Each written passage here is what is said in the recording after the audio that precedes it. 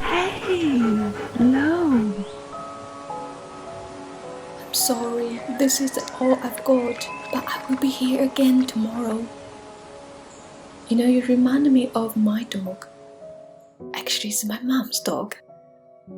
We had a dog when I was little. Very atmospheric piece with the accompanying sound design, and it was so elevated throughout with these moments of abstract poetic nature breaking through daily life to really capture that feeling of grief and loneliness that would permeate the days of COVID. And I feel like we were really brought on a full emotional journey with our lead character to the grief, to what broke through at the end of hope, which I think made it a very holistic piece.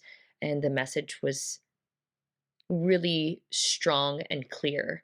The voiceover also really helped deep dive into the empathy for this character because it really felt like we were tapping into her mind, her inner thoughts. We were her diary, her sounding board through the journey. And yeah, it really left me feeling like I went on a full circle journey throughout the piece. So that's some very effective and moving storytelling. I'm really grateful to have seen this piece. Was so sweet. It was so beautiful. It was so um,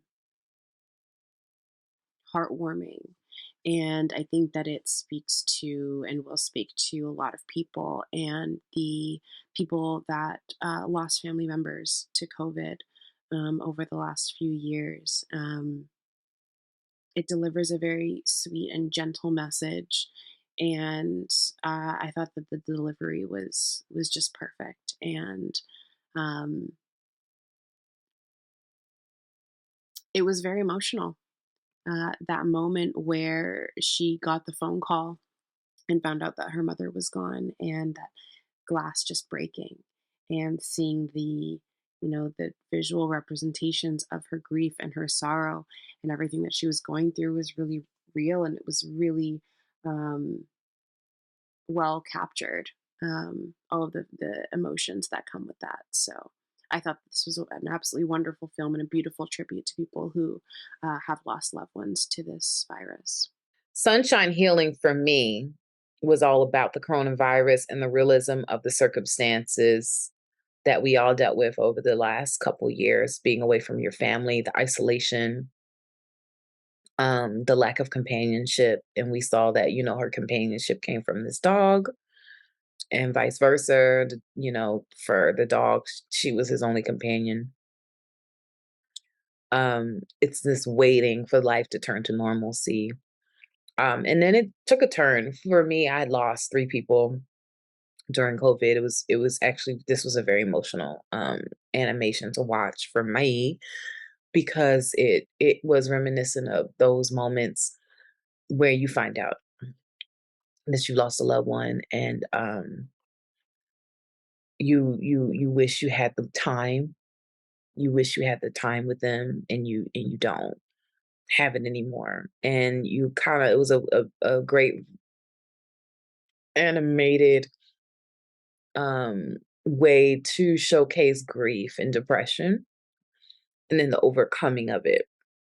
And I thought that it was clever how they chose to use the memories, because when you are grieving, that is what you do. You go through all these memories that you had of this person that you lost and all the times that you spent with them. And then you start focusing on the times that you didn't. And which is where the guilt comes in. And I thought that they were very clear and concise with their message here. I thought the use of the text messages worked really well to convey the relationship between the mom and the daughter in just a small amount of time. The use of animation to depict the girl's grief was really beautiful. The way that it visually represents grief and what the girl is going through, I thought they did a really good job with that. Um, the music worked well with this film. It went and flowed with the story without ever overpowering it. And this film did a really great job of depicting the isolation and loneliness that COVID brought and is still bringing, and also, of course, the grief that also came with that. I want to recognize the animation of the sunshine in this was really beautiful. I loved that, really stood out in this animation, as I'm sure it was supposed to. Just the reflecting of the sunshine on the dust particles and the detail in that was super well done and really beautiful, and it really stood out in the end. And also, the dedication at the end was a really nice touch to this film. This was a really admirable piece, put together with a great purpose, and I think it serves that purpose really well.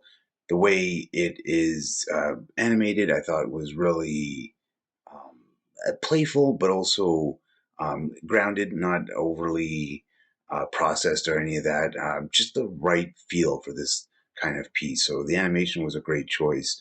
And then again, I do believe it served its purpose really well, and that was, to just sort of offer some hope and condolences to people who experienced loss during the last 2 years. It's the message is strong. We're given a little bit of sort of stats at the end too, kind of ties it all together. All in all, I thought it was a really well done piece. For such a short film to have me that invested and to care that much to where when her mom dies, you feel it for real, for real. That is a testament to good storytelling. And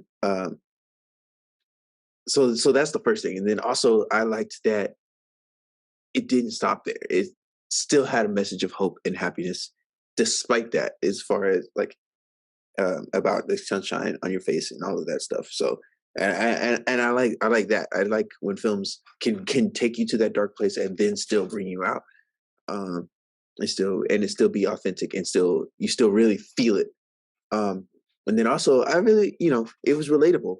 I think especially at the beginning when it was like how the pandemic kind of caught us all off guard and the stark change.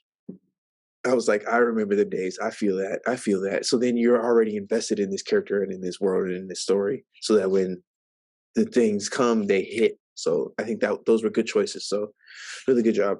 The story of a young woman whose mother dies from COVID and enters into a period of healing. And it's an upbeat, but even though the topic is a serious one and deals with a personal tragedy, it is upbeat in the sense that it shows through animation the process of healing, and the story moves along and is really just a reaffirmation of life, and that it continues on. Um, who's the audience? Young people, perhaps adolescents who have experienced some kind of trauma in the COVID-19 period, whether it's grandparents or parents or somebody in the family who died as a result of the disease.